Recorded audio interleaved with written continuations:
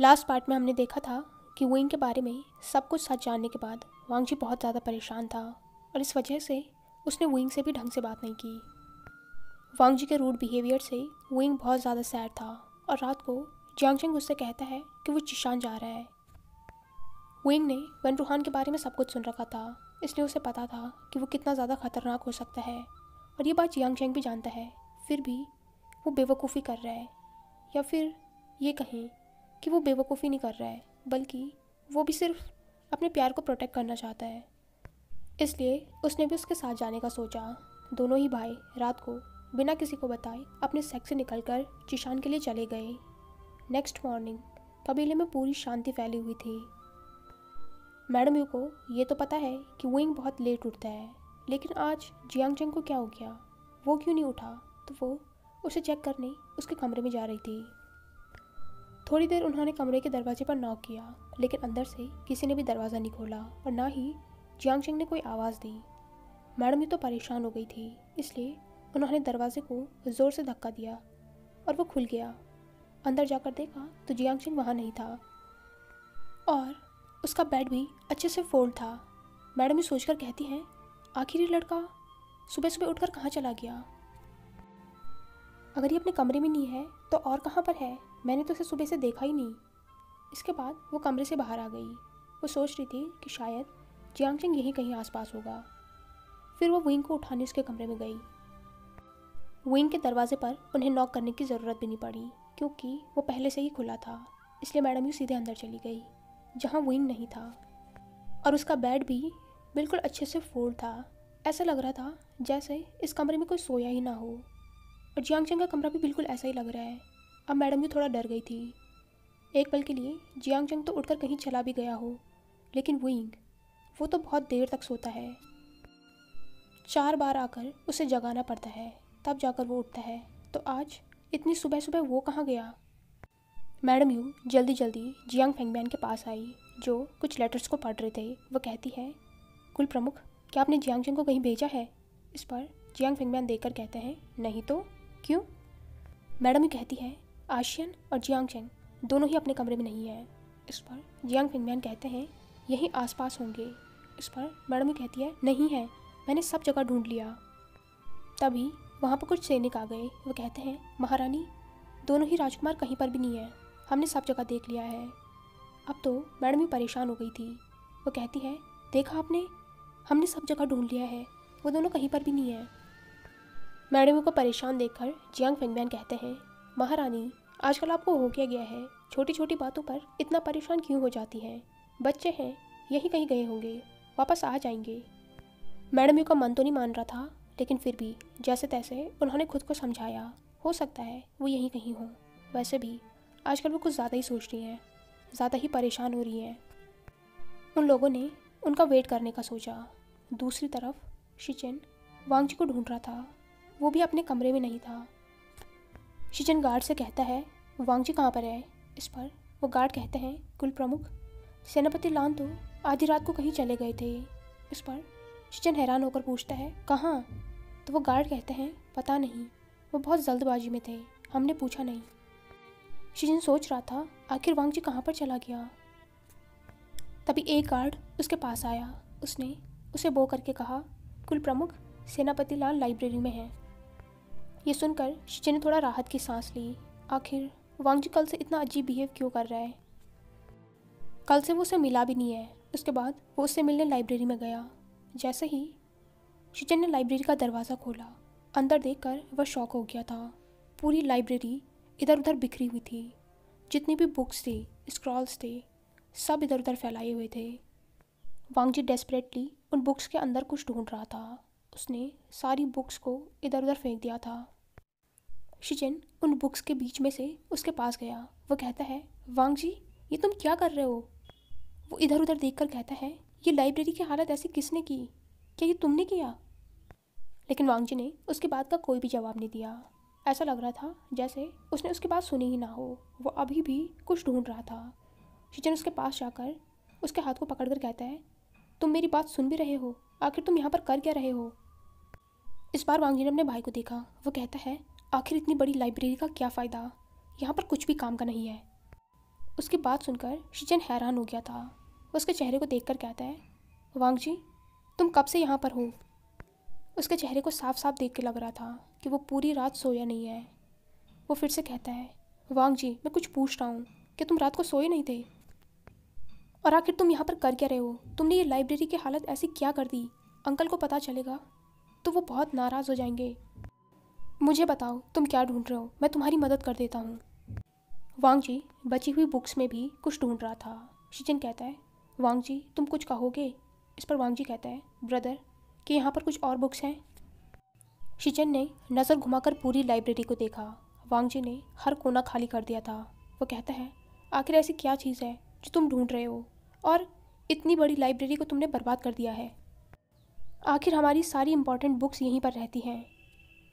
अभी वांग जी बहुत ही ज़्यादा हेल्पलेस फील कर रहा था। आखिर विंग की प्रॉब्लम से रिलेटेड उसे कुछ भी नहीं मिला। उसका मन तो कर रहा था कि वो इन सारी बुक्स को फाड़ दे। शिचन को भी गुस्सा उसके चेहरे पर साफ साफ दिखाई दे रहा था। आखिर ये वांग जी को हो क्या गया है? हर सिचुएशन में काम रहने वाला आज ये इस तरीके की हरकतें क्यों कर रहा है? वो उसे रोक कर कहता है, वांग जी मेरी बात सुनो, आखिर हुआ क्या है, मुझे बताओ। वांग जी ने अपने भाई की तरफ देखा। वो उसे बताना चाहता था कि वो डार्क कल्टीवेशन के बारे में जानना चाहता है, लेकिन ये उनके सेक्ट में फॉरबिडन है। और फिर उसने मैडम यू से वादा भी किया है कि वो किसी को भी विंग की सिचुएशन के बारे में नहीं बताएगा। अगर वांग जी ने डार्क कल्टीवेशन के बारे में कुछ भी कहा तो शिचन जल्दी से समझ जाएगा कि ये ज़रूर विंग से रिलेटेड है। शिचन उसका चेहरा छूकर कहता है, आखिर तुम इतने परेशान क्यों हो? क्या हुआ है? जब से तुम जियांग कबीले से वापस आए हो तब से ऐसे ही परेशान हो। क्या वहाँ पर कुछ हुआ है? शिचन ने कुछ भी नहीं कहा। वो बस अपने भाई को देख रहा था। आखिर अब वो क्या करे? उसने पूरी लाइब्रेरी छान ली है, सारी इम्पोर्टेंट बुक्स देख ली है, सारे इम्पोर्टेंट स्क्रॉल्स देख लिए हैं, लेकिन किसी में भी उसे डार्क कल्टीवेशन से रिलेटेड कोई भी बात पता नहीं चली है। अब वो विंग की मदद कैसे करेगा? दूसरी तरफ युनमंग में मैडम यू बहुत ज़्यादा परेशान हो रही थी। पूरा दिन गुजर गया था, लेकिन जियांग विंग के बारे में कुछ भी पता नहीं चला था। अब तो शाम भी होने लग गई थी। मैडम यू एक बार फिर से जियांग फेंगमैन के पास गई। वो कहती है, कुल प्रमुख, आप कुछ कर क्यों नहीं रहे हैं? आखिर वो दोनों हैं कहाँ पर? ऐसे बिना बताए वो कहीं भी नहीं जाते हैं। जियांग फेंगमैन कहते हैं, मैं जानता हूँ, मैंने कुछ सैनिकों को भेजा है। मैडम यू कहती है, आने दो इन दोनों को, ये दोनों बहुत बिगड़ गए हैं, इन्हें अच्छे से सबक सिखाऊंगी। थोड़ी देर बाद वो सैनिक भी आ गई। वो कहते हैं, कुल प्रमुख, महारानी, हमने सारा मार्केट छान मार लिया है, आसपास के सभी इलाकों से पता कर लिया है, और साथ में लोगों से भी बात की है। किसी ने भी दोनों राजकुमारों को नहीं देखा। अब तो जियांग फेंगमैन भी परेशान हो गए थे, आखिर ये दोनों जा कहाँ सकते हैं? तभी मैडम यू कुछ सोचकर कहती है, कुल प्रमुख, मुझे लगता है कि विंग कहीं वो लैन कबीले तो नहीं चला गया? लान वांग जी कल उससे नाराज़ हो गया था। विंग बहुत ज़्यादा परेशान था, और फिर हमने भी उसके सवालों का जवाब नहीं दिया। शायद वो वांग जी से मिलने गया हो। इस पर जियांग फेंगमैन कहते हैं, तुम सही कह रही हो, लेकिन जियांग चेंग, अगर वो विंग के साथ होता तो वो उसे कभी भी नहीं जाने देता। ये बात भी सही थी, जियांग चेंग विंग को गुस्सो नहीं जाने देता, तो फिर ये दोनों गए कहाँ? मैडम भी कहती है, आप एक बार लैन क्लैन संदेश भिजवाइए तो शायद वो वहीं हो। जियांग फेंगमैन ने नोट किया। वो कहता है, ठीक है, मैं गुस्सो संदेश भिजवाता हूँ। अगर वो दोनों वहाँ नहीं होंगे तो मैं बाकी क्लैन को भी खबर कर दूँगा। इस पर मैडम यू ने नोट किया। जियांग फेंगमैन ने जल्दी से गुस्सो एक स्क्रॉल पहुँचाया। दूसरी तरफ विंग और जियांग चेंग जिशान के मार्केट में थे। उन दोनों ने कपड़े से अपने मुंह को ढक रखा था। विंग कहता है, आखिर ये जिशान इतना अजीब क्यों है? उसे वहाँ पर एक अलग ही तरीके का एहसास हो रहा था। जियांग चेंग कहता है, क्या मतलब है तुम्हारा? इस पर विंग कहता है, मुझे यहाँ पर कुछ ठीक नहीं लग रहा है। इस पर जियांग चेंग कहता है, वो तो तुम सही कह रहे हो, यहाँ पर कुछ भी ठीक नहीं है। आखिर जिसका कुल प्रमुख वेन रूहान होगा वहाँ कुछ ठीक हो सकता है। वैसे तो जियांग चेंग भी सही कह रहा है, लेकिन जो चीज़ विंग को महसूस हो रही है वो थोड़ा अलग है। लेकिन फिर भी उसने ध्यान नहीं दिया। वो कहता है, जियांग चेंग, आखिर हम वेन रूहान के महल में पहुँचेंगे कैसे? और फिर इतने बड़े महल में वेंचिंग और उसके भाई को ढूंढना मुश्किल नहीं होगा? इस पर जियांग चेंग कहता है, मुश्किल तो होगा, लेकिन अब आ गए हैं तो करना पड़ेगा। तभी विंग ने अपने रोब से एक तालिस्मान निकाला। वो कहता है वेंचिंग को इससे संदेश पहुंचाते हैं, शायद वो हमारी कुछ मदद कर पाए। इस पर जियांग चेंग ने नोट किया। उन्होंने वेंचिंग को वो गुप्त संदेश पहुंचा दिया था। वेंचिंग उन्हें महल का रास्ता बता रही थी, लेकिन साथ में उसने ये भी बताया कि उसे नहीं पता है कि वो कहाँ पर है, क्योंकि वो इतनी अंधेरी जगह पर है कि उसे कुछ भी नहीं दिखाई दे रहा, ना उसे रास्ते का पता है।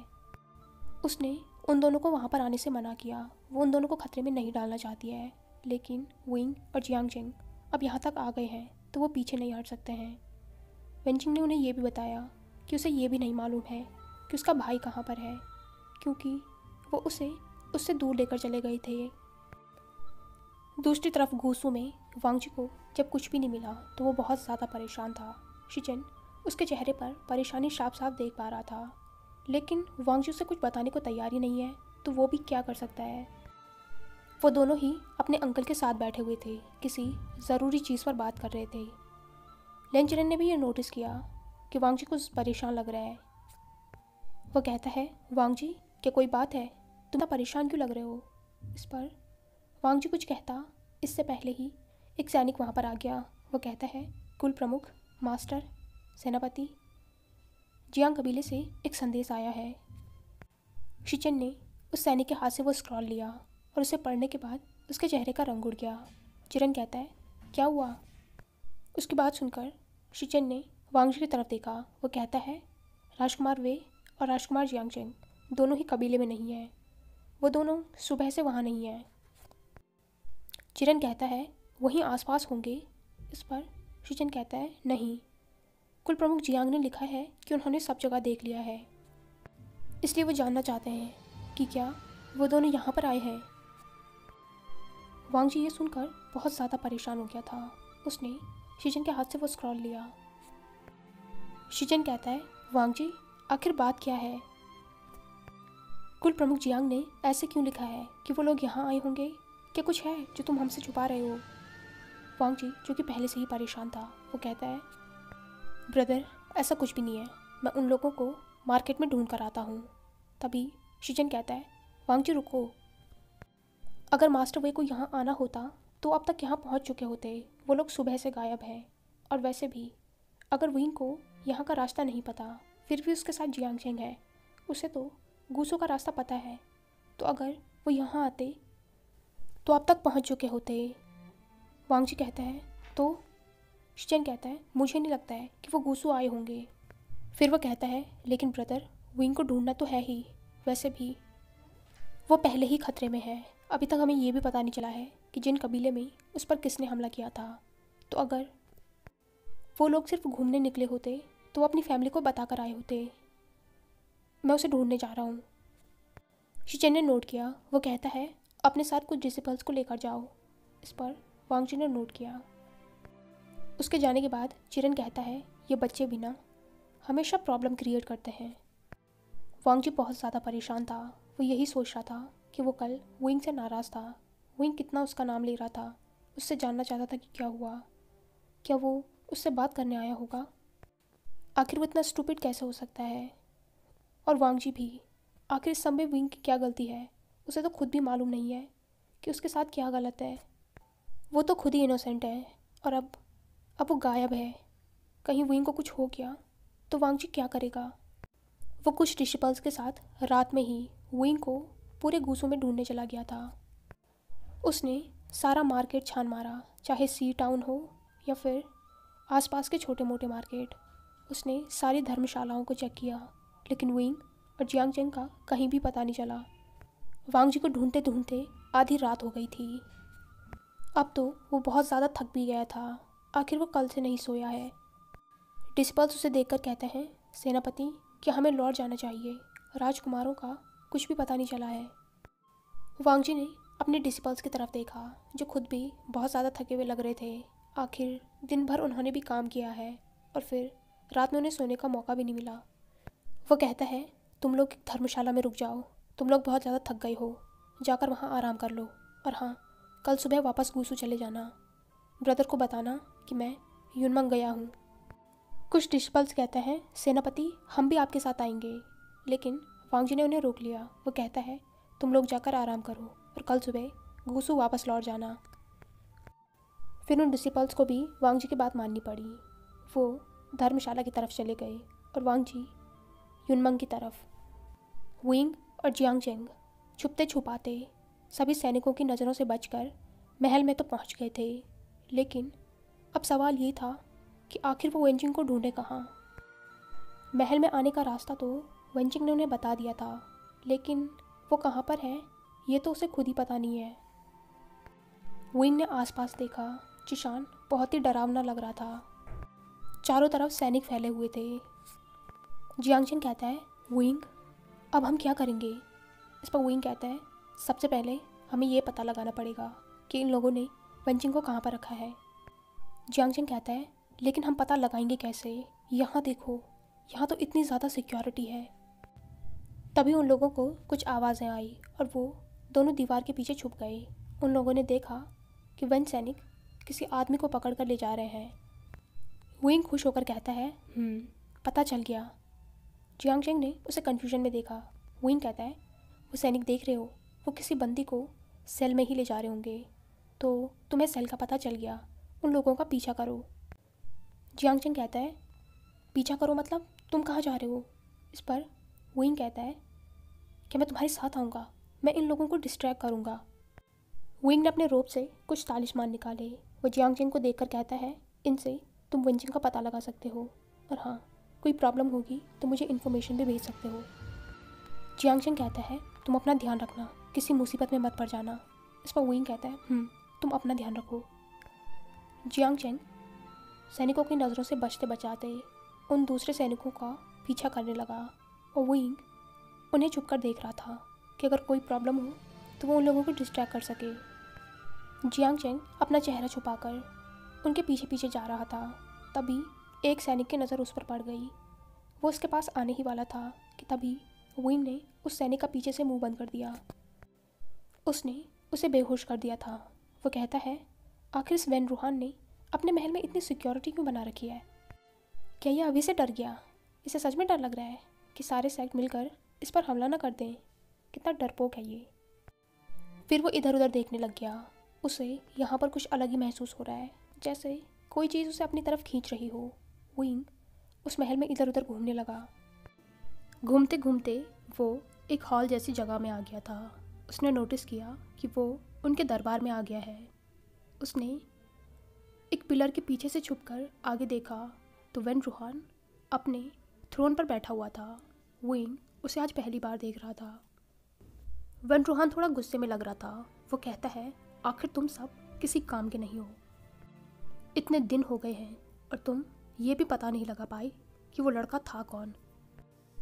जिन लोगों से वो ये सब कुछ कह रहा था उन्होंने अपनी गर्दन झुका ली थी। वेन रूहान फिर से कहता है, वेन जूलियो, ये काम मैंने तुम्हें दिया था ना? अब मुझे लगता है कि तुम जीना नहीं चाहते हो। वेन जूलियो आगे आया। वो कहता है, कुल प्रमुख, ऐसा नहीं है, मुझे माफ़ कर दीजिए, मैं उस लड़के के बारे में पता लगाने की कोशिश कर रहा हूँ। विंग छुप कर उनकी बातें सुन रहा था। वो खुद में ही सोचता है, आखिर ही किसे ढूंढ रहे हैं। तभी एक पर्सन आगे आया। उसने बहुत ही एक्सपेंसिव कपड़े पहन रखे थे। वो कहता है, पिताजी, मैंने तो पहले ही कहा था कि उस शुयांग पर भरोसा मत कीजिए, वो धोखा देगा। मुझे लगता है कि उसे पता चल गया है कि वो लड़का था कौन, और उसने शायद उससे ये नायरन ले भी लिया है, इसलिए वो गायब हो गया है। विंग सोचता है, पिताजी, क्या इसका बेटा होगा? वेन रूहान कहता है, नहीं, शुयांग में इतनी हिम्मत नहीं है कि वो ऐसा कर दे। तो वो पर्सन फिर से कहता है, अगर ऐसा है तो वो गायब कहाँ हो गया? उसने हमें कोई जवाब भी नहीं दिया। आखिर हमने उसे सही सलामत जिन कबीले तक पहुंचा दिया था, तो क्या वो उस पर्सन को ढूंढ नहीं पाया? और नहीं भी ढूंढ पाया तो उसने हमें बताया क्यों नहीं? विंग उसकी बातें सुनकर सोचता है, आखिर किसके बारे में बात कर रहे हैं? कहीं ये उस पर्सन के बारे में तो नहीं बोल रहे जिसने मुझ पर हमला किया था? तभी एक दूसरा पर्सन आगे आकर कहता है, बाबा, मुझे तो ये समझ में नहीं आ रहा है कि अगर उस लड़के के पास एक आयरन का टुकड़ा है भी, फिर भी उसने हमारी कॉप्सेस को कंट्रोल कैसे किया? हमारे पास फिर भी उससे ज़्यादा टुकड़े हैं। इसका मतलब हमारी कॉप्सेस उससे ज़्यादा शक्तिशाली हैं। तो फिर उसने उन्हें काबू में कैसे किया? दूसरी तरफ जियांगचेंग अंधेरे में वेंजिंग को ढूंढने की कोशिश कर रहा था। फाइनली बहुत ढूंढने के बाद उसे एक सेल में एक लड़की दिखी। वो उसके पास गया, शायद वो वेंचिंग हो सकती है। उसने वो तालिस्मान जलाया जो विंग ने उसे दिया था, तो वो वेंचिंग की थी। उसकी हालत बहुत ज़्यादा ख़राब हो रखी थी, यहाँ तक कि जियांग चेंग को देखकर वो डर भी गई थी। उसे देखकर ही लग रहा था कि उसके साथ यहाँ पर कितना बुरा बिहेवियर किया जा रहा है। जियांग चेंग उसके पास गया। वो धीरे से कहता है, वेंचिंग, ये मैं हूँ। जैसे ही वेंचिंग ने हल्के से उजाले में जियांग चेंग का चेहरा देखा, वो रोने लग गई। उसने उसे टाइटली हग किया। जियांग चेंग उसे काम करके कहता है, तुम बिल्कुल ठीक हो, अब मैं आ गया हूँ ना, सब कुछ ठीक हो जाएगा। उसने उसके हाथ पैरों में लगी चेन्स को निकाला। वेंचिंग कहती है, जियांग चेंग, ये लोग पता नहीं आनिंग को कहाँ लेकर चले गए हैं। वो मुझे कितने दिनों से नहीं मिला है, उसके लिए मुझे बहुत ज़्यादा चिंता हो रही है। जियांग चेंग उसके आंसुओं को साफ करके कहता है, तुम चिंता मत करो, हम उसे ढूंढ लेंगे, तुम यहाँ से चलो, समय नहीं है। वो वेंचिंग को लेकर बचते बचाते उस सेल से बाहर आया। वेंचिंग बहुत ज़्यादा कमज़ोर हो रखी थी, चलने में भी उसे दिक्कत हो रही थी। उन चेन से उसके हाथ पैरों में निशान बन गए थे। लेकिन तभी कुछ सैनिकों ने उन्हें देख लिया। वो उन लोगों की तरफ दौड़ कर आए। जियांग चेंग को उनसे फाइट करनी पड़ी। जियांग चेंग को विंग कहीं भी नहीं दिख रहा था। वो सोचता है, आखिर ये कहाँ पर चला गया। दरबार में वो लोग डिस्कस कर ही रहे थे कि तभी वहाँ पर एक सैनिक दौड़ कर आया। वो कहता है, कुल प्रमुख, महल में कोई घुस आया है, वो राजकुमारी वेन को सेल से लेकर जा रहा है। ये देखकर वो सब लोग चौंक गए थे। वेन रूहान गुस्से में खड़ा होकर कहता है, आखिर किसकी इतनी हिम्मत है जो हमारे महल में घुस गया। ये सुनकर विंग होश में आया। वो कहता है, जियांग चेंग, मरवाओगे। इससे पहले कि वो सब लोग बाहर उसे देखने जाते, विंग उनके सामने आ गया। वो कहता है, वैसे अभी तक आप लोग जिस बारे में बात कर रहे थे वो मैं ही हूँ। उसे देखकर उन सबके होश ही उड़ गए। आखिर ये पर्सन कब से यहाँ पर है। विंग ने कपड़े से अपना चेहरा ढका हुआ था, लेकिन उन सबको विंग के आंखों में उसकी स्माइल साफ साफ दिखाई दे रही थी। वेन रूहान कहता है, आखिर तुम्हारी इतनी हिम्मत कि तुम हमारे महल में घुस गए। विंग ने एक मोकिंग स्माइल देकर कहा, अभी आप लोगों ने मेरी हिम्मत देखी कहाँ है। वेन रूहान ने कहा, उसे पकड़ो और मुझे वो जिंदा चाहिए। सब लोग विंग पर हमला करने लग गए थे और विंग भी बहुत अच्छे से उनसे फाइट बैक कर रहा था, लेकिन मुसीबत का आना अभी बाकी था। विंग लड़ते लड़ते बाहर चला गया था। वो लोग भी उसके साथ ही आ गए थे। तभी उसकी नज़र जियांग चेंग पर गई जो बाकी सैनिकों से लड़ रहा था। वो उसे देखकर चिल्लाकर कहता है, जियांग चेंग, तुम वेंचिंग को लेकर यहाँ से जाओ, इन्हें मैं संभाल लूँगा। हाय एवरीवन, आई होप कि आपको ये पार्ट पसंद आया हो। अगर आपको ये वीडियो पसंद आई हो तो इसे लाइक, कमेंट, शेयर और चैनल को पक्का से सब्सक्राइब कीजिए। Thank you.